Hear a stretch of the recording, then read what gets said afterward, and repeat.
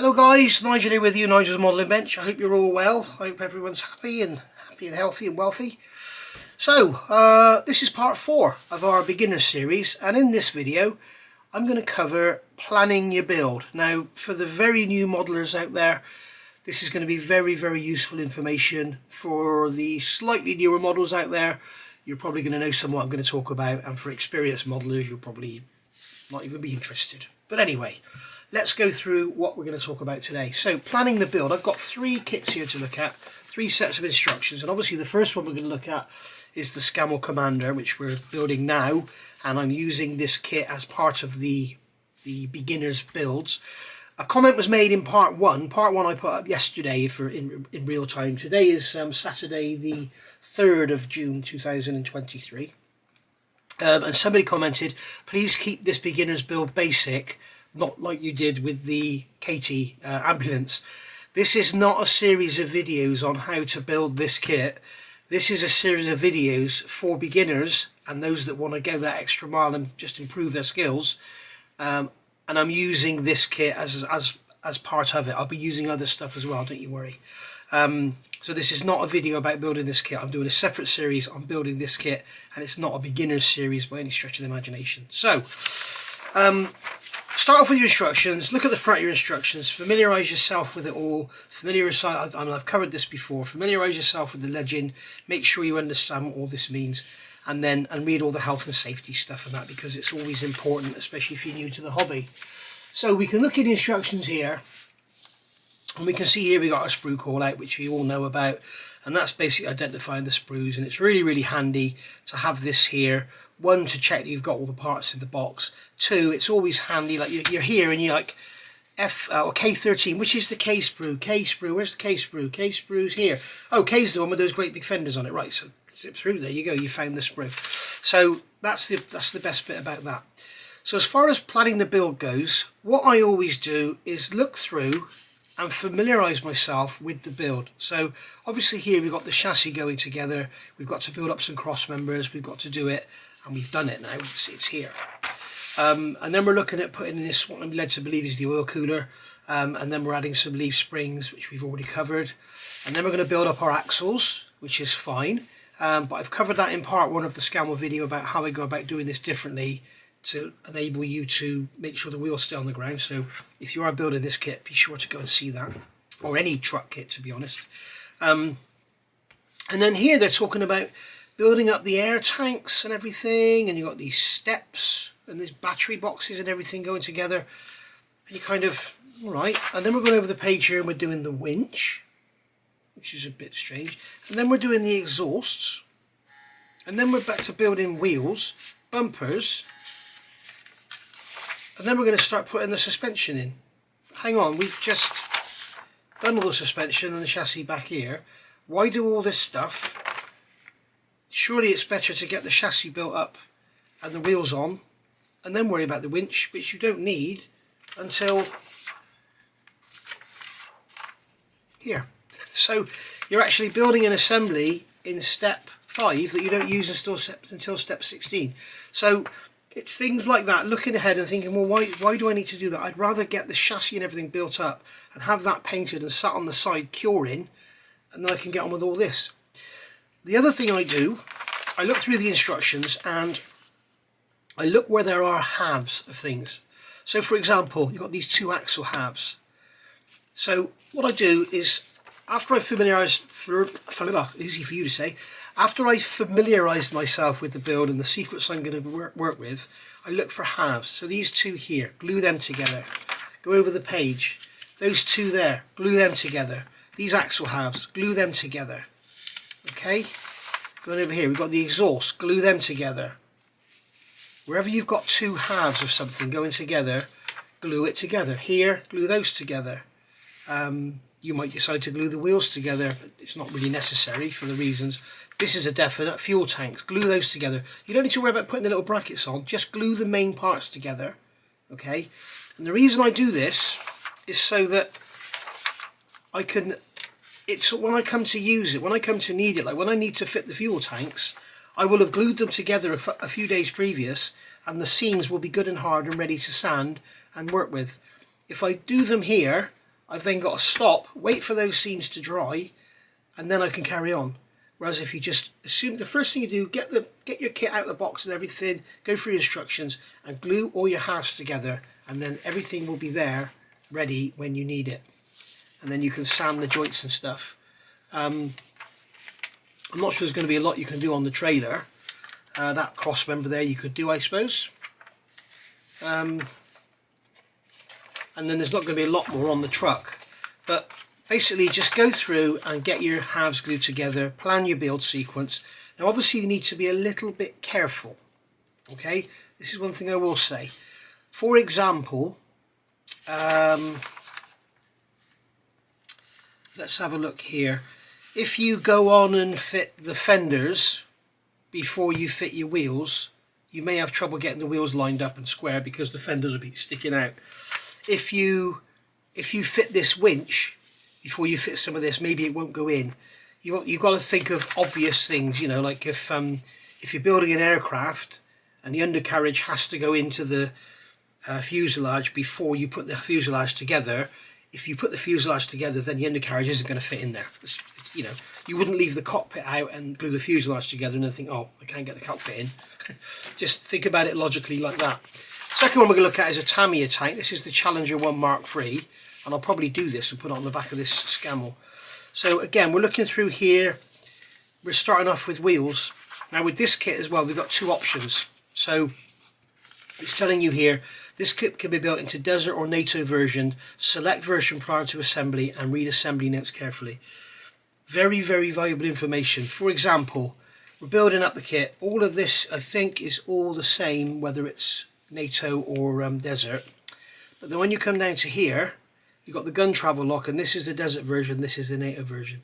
So you need to know by the time you get to here, which version you're going to build. And I would also suggest you need to know here, because I've been painting all my wheels before I fit them as well. The wheels go on polycaps, yeah, beautiful. Typical Tamiya. The wheels are going to go on polycaps, so basically you can leave them off and you can put them on to build to make sure everything's square, and then you can just take them off, paint them, and then put them back on, which is great. So here we're looking through, we're familiarising ourselves with the instructions, we're making sure that we know where we've got NATO and desert versions, the differences here. You can see here it's telling us to put some decals on here, look. So where would you put decals on at that point? You're not going to do it, are you? You're going to do it at the end, but make a red mark around that or something so you know you've got to come back to it.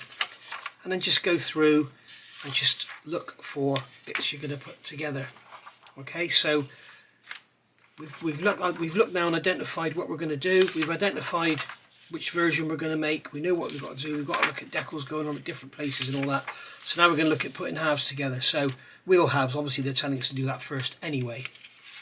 Come over the page, fuel tanks, definite. Get those fuel tanks glued together, and then when you come to need them, the seams will be good and hard. You can sand them. Way to go. Going over the page here, we're starting on the hull. You've got these water cans, so you can get those glued together. Okay, you're going to make two of those, and when you need them, you can sand them. Gun barrel, definite. Do that first, because then you'll have that all nice and hard, ready to sand down the seams on. You've got this toolbox here going on the back. You can get that glued together so that seam's all good and hard when you need it. Going through, got some water cans here, water can B. So we've got more water cans there. So just basically it's common sense. Here we have the Tamiya G6 Rhino. This is a lovely kit, this one.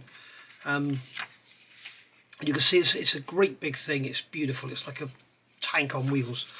So here again you've got your sprue call out. So I don't think there's more than one option with this. Let's look in the back. There are two different colour options, but I don't think there's different options for as far as parts go. But just, you know, have a look through the build, familiarise yourself what's going on. This is all the interior of the cab, so you need to be getting this painted, some of it before you assemble it. They're giving you the symbol here, look, do not cement, so you're going to put those together and not glue them together. Don't get cement in there, you can see. Just make sure you familiarise yourself with the colours. If you don't want to use Ammo MIG paints, make sure you get a good cross-reference. If you just put Ammo MIG and you want to use Tamiya, put Ammo MIG Tamiya conversion in Google and it will come up. There's lots of different conversion sites out there. And then you've got your clear part here going in. so you might want to make a mask for that before you put it in. You've also got to paint this green. I think the windscreen is like a green colour. Familiarise yourself with here. You've got all these moving parts in here. Make sure you know why it's moving, what's got to move, what doesn't, because they may have made a mistake in the instructions. That looks like a piston affair there, so that's where to tell you not to glue that in. You've got like a bulkhead going in here. You've got all the floor section going together, and then lots of bits and pieces going on the outside. And then basically just going through again here, don't glue that, that's for the steering. They're telling you to use a heated screwdriver here, or a nail or something, to flatten the pins here for the working steering. And then here you've got, where was it, I saw it earlier, here we've got the hatch going on, the driver's hatch. You might wish to have that open so you can see inside, a better view of the cab. You might want to leave that open. And then in case, make sure you've got the inside of that painted as well. Don't leave that the tan colour plastic. And then just going through and looking for things that you could actually glue together. And I can see in this kit there isn't a lot. You may want to go and build the wheels up. Here you might want to look at this as well. You can see what they're telling you to do is assemble the wheel and then put it on the tyre and add the rims. I would build a wheel and then sort of dry fit the rims and see if you can get the tyre on, because it's a lot easier to paint the wheels and then put the tyres on rather than do it that way round. You've got here this sort of cupola thing on the top. I would get that glued together so it's ready to sand. Same here. Get this glued together so it's ready to sand. And just basically go through and look here again, gun barrel halves, get those glued together so they're good and hard. You've got the back of the breech there, get that glued together. And there we are. So that's basically what I just want to talk about in this video, was all about planning your build and knowing where you're going. And also as well, decide, like with this tank transporter, okay, the whole thing is, you could basically build the whole model and dip it in a tub of green paint, okay, I guess. But we have to decide at which points we're going to start putting paint on, because if you look in here on this rear suspension, I've painted inside there black before I've glued it all together, and that makes it better. It's easier to well, it's not easier. It makes it a lot better, because then we won't see the tan plastic when the green paint goes on. It'd be very difficult to make sure you get all up in there. You know, if it was green plastic and the model was going to be painted green, it wouldn't be such an issue. But this tan plastic shows through like a sore thumb on anything dark green, which is what this is going to be. So, you know, we're going to assemble our model, and at some point we have to decide at what point we're going to do some painting. Now, it could be when you get this together here. Look, for example, when we've got the rear axles in, okay, it could be very difficult to get paint down into here onto the top of those axles. So it may be worth painting the top of the axles before we put it together. I'll paint everything black because black makes a good undercoat for the green. I may decide to paint all inside the chassis here before these axles go in, because once these axles are in, it's going to be very difficult to get paint up into that area there. Okay, so you'll be able to paint all in there absolutely fine, but you won't get up into there. And as I say, this tan plastic, especially with a camera, will stick out like a sore thumb, believe me. Ask me how I know.